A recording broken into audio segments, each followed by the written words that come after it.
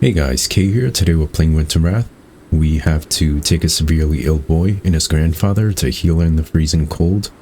Let's embark on this journey.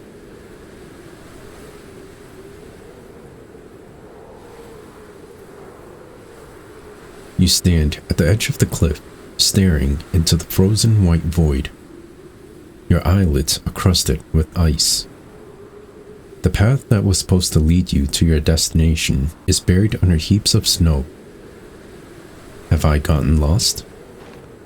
You look for your fellow travelers, but you cannot see them in the snowstorm. Where have they gone?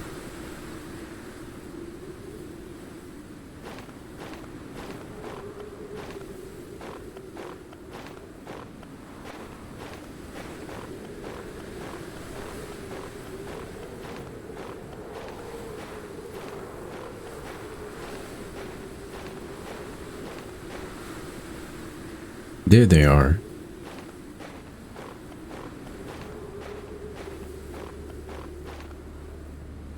Zarya, by the gods, we thought we'd lost you. But here is still full of strength despite his age. His grim, leathery face usually shows no emotion. But now you can clearly see his deep concern in his features. Come, Zane can't go on any longer. You rush to their aid, or you try to see what's going on.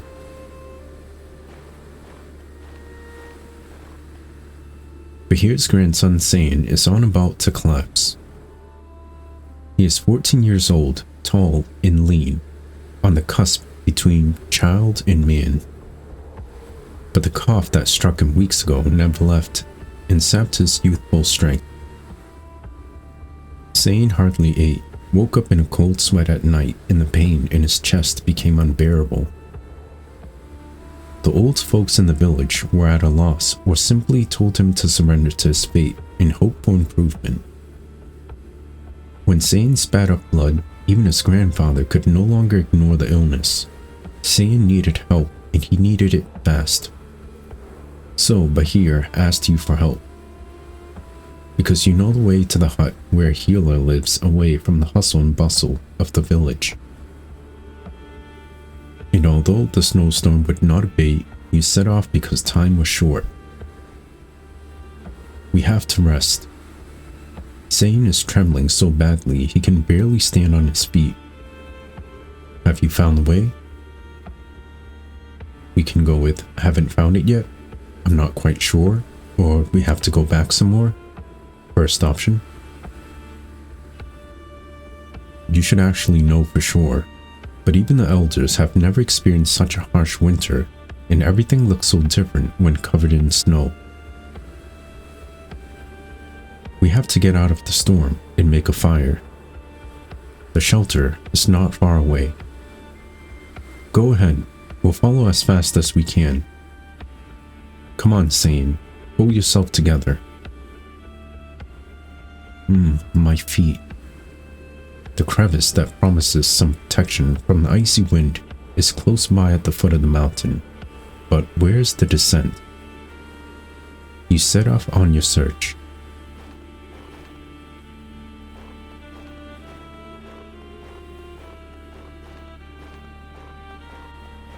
I presume we can't head west, so let's try going south.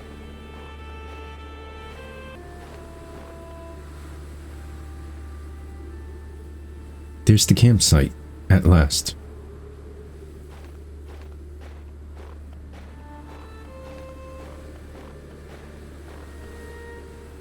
We can go with you call the others, or you examine the fire pit. Let's call the others. Here it is. You see, Zane, we've made it. There's some firewood here too. Thank the gods. Quick, make us a fire.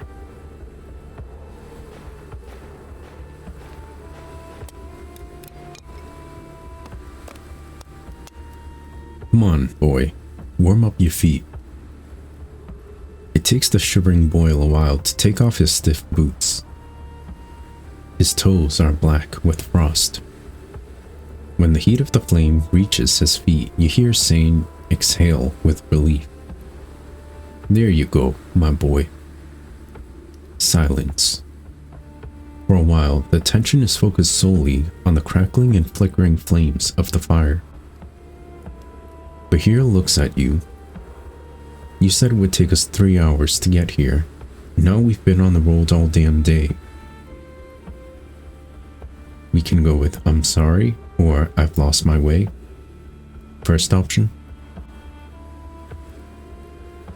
Don't get me wrong, I'm not blaming you. Even I've never seen a snowstorm like this in all my years. You've got guts for offering yourself as a guide. I could really use the money. I wanted to help. Or would I put us in danger? Second option.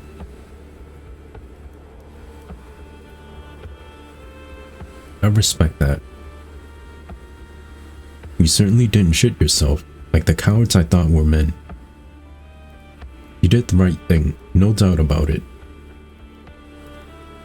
But how much further is it? I'm worried about the boy. Don't worry, we're probably very close by now. We're more than halfway there. Or we'll arrive tomorrow. First option. Good, but the boy can't take another step today. We'll rest here overnight and continue our march tomorrow. Silence.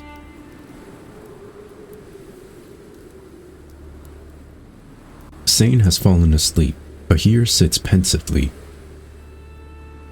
Your exhaustion is now making itself felt. Just as your eyes are about to close, Bahir whispers. The boy is holding up bravely, but this healer will help him, won't he? Yulgin is his name. Since you've been old enough, you've made your way to his hut every 6 months. You supply him with a few things that the forest cannot provide.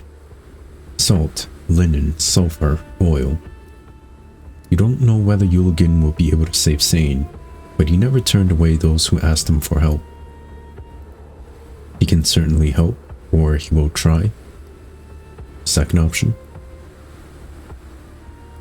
I hope the boy pulls through. If only I'd known the cough would affect the guy so much. I really wouldn't have hesitated so long until... A ghost! What the fuck? Sane looks into the white veil of snow with wide eyes. It seems like he's looking directly at someone. What the hell are you talking about? You follow his gaze, or you reach for your knife? First option. In silhouette in the fog. Only to be seen briefly and already gone. It must be the damn fever, Sane.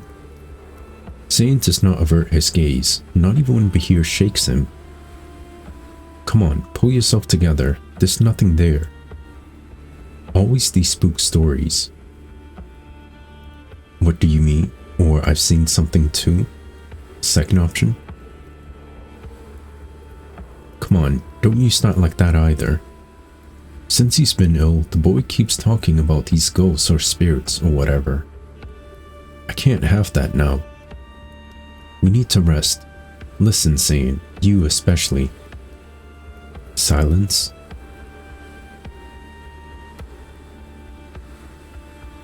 You stare into the diminishing flames. The fire will soon go out, or our wood is almost used up. Second option.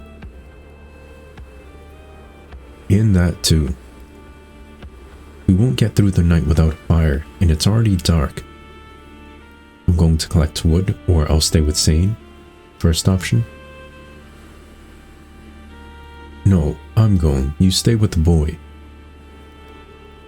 I think I'll find a few dry branches back there in the grove. I'll be right back.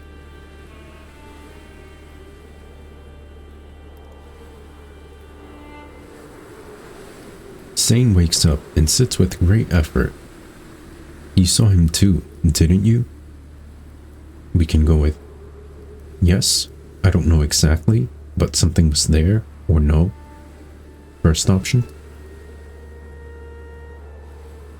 He looked right into me. A gaze of frost and fire at the same time. Strangely enough, you can feel exactly what he means. Zane looks around tiredly. Where's grandfather? He's collecting more firewood. He must be back soon. They wait in silence, but Bahir doesn't return. You realize that Zane has something to say and look at him. I can feel them, the spirits. But grandfather doesn't want to know anything about it. He doesn't believe me and says I'm embarrassing myself in the village with this nonsense. Do you believe me? Yes, or the fever could be playing tricks on you? Yes. He nods. It seems most people are afraid to talk about spirits. What about you? You think. Listen deep inside yourself. It is an old custom to tell myths about ghosts and demons. You should respect them, avoid them, and only sometimes pray for their help. But which of the many rituals are based on faith or are just tradition, you can't answer for yourself either. Although, sometimes you feel something when you are alone, quietly, as if someone is walking along a path next to you. But you've never had an apparition like this in the white mist of the storm. And then you remember the story that on freezing cold days, the border between the worlds of humans and spirits is said to be particularly thin. But before you are sure of your answer, another thought catches up with you. Bahir is still not back. What are we going to do? Something must have happened, but you don't want to say that out loud. All that is left of the fire is the smoldering glow. We'll wait a little longer. I'll go and find him, or I'll collect wood myself. First option. To no avail. I'll go and find him. I'm coming with you. You can hardly stand up. Better make sure the embers do not extinguish.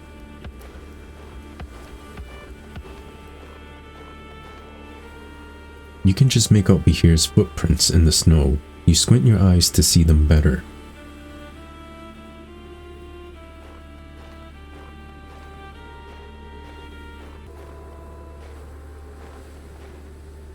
The tracks in the snow end, but Bahir is nowhere to be seen. Call him or look around. Call him. Bahir. Just a howling wind, or is there something else? Bahir, can you hear me? A startled crow suddenly shrieks out its anger. Then you see the glove in the snow. Bahir must have been here, but where is he? Has he been devoured by the snowstorm? A shudder grips you. It doesn't help to wait. You need firewood. I think in a situation like this, it would be best if everyone stuck together.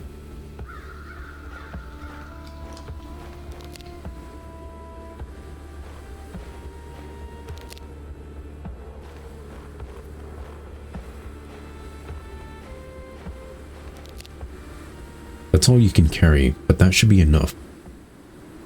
You make your way back. When you return, the fire has died out. But then you can hardly believe your eyes. You see Bahir sitting next to Sayan. They both remain still. Neither of them seems to notice you.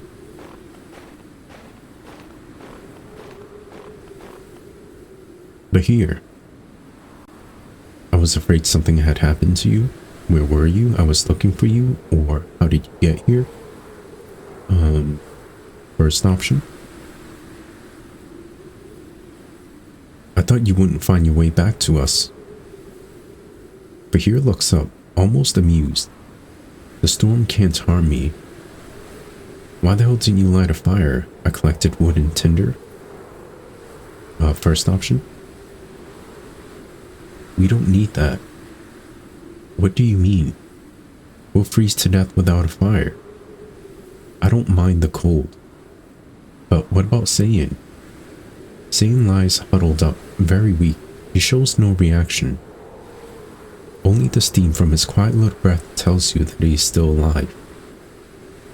You look at Bahir in disbelief and hurry to start the fire. Stop. Bahir, what is... Bahir is gone. His voice is suddenly unrecognizable. It sounds like the crunching of old ice. The wind suddenly quietens, and in the ensuing silence materializes. Karachun. I'm impressed you seem to know me. That is rare. The vast majority of people are blind to my form and don't recognize me, even when I drag them into my cold realm. He licks his gray tongue over his chapped, bluish lips. Well, I guess you are aware of my intentions then. Come on, speak up, girl. What do you know about me? You are the spirit of frost? You are the merciless ruler of winter? Or you bring icy cold and death? First option. He grins mockingly. Don't you think that's a bit of an understatement? I'll tell you something. My favorite game is to drive winter across the land with merciless harshness. And do you know why?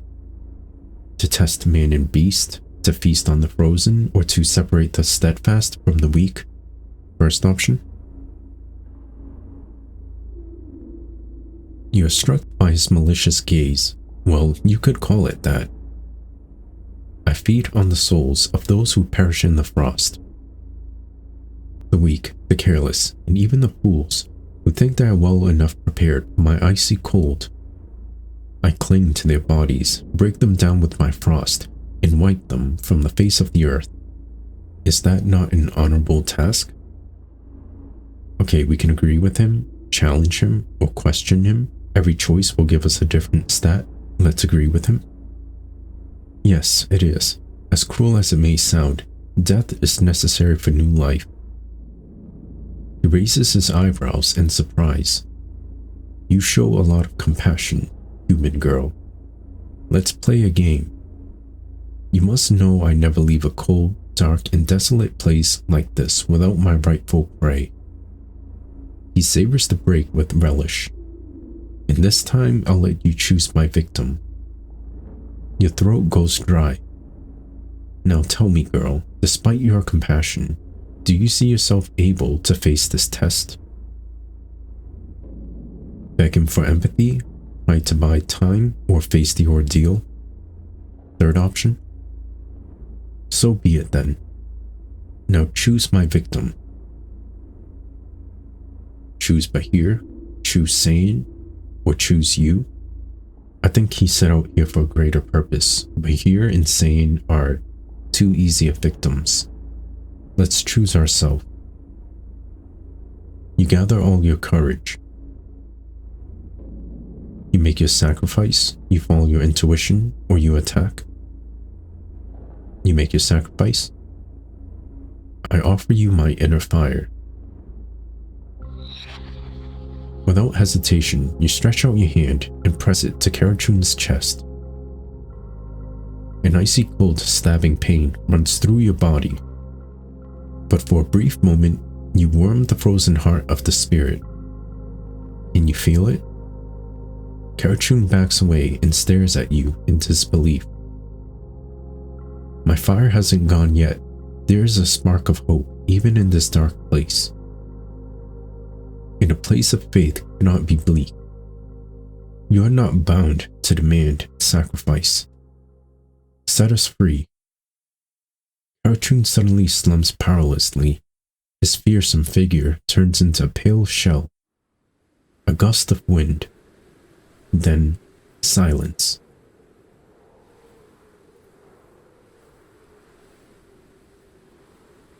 Saiyan starts to move and looks up at you. Bahir straightens up, dazed. You gather yourself.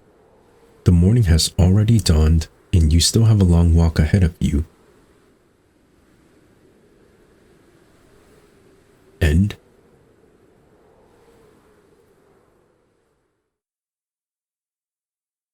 Okay, so I believe that the ending might be influenced by the choices that you make. We can choose to either be strong, compassionate, or spiritual. I think the path that we chose allowed us to dispel Karachun. If we went for strength, I think Sane might have died. Or if we went for spirituality, then Bahir will. The stats weren't specified on the website, at least I didn't notice, but everything is just my inference. This game had a steady pace that suited the atmosphere, a great pixel art design by the way, and I hope you all enjoyed the story. Try not to get frostbitten. I'll see you in the next one.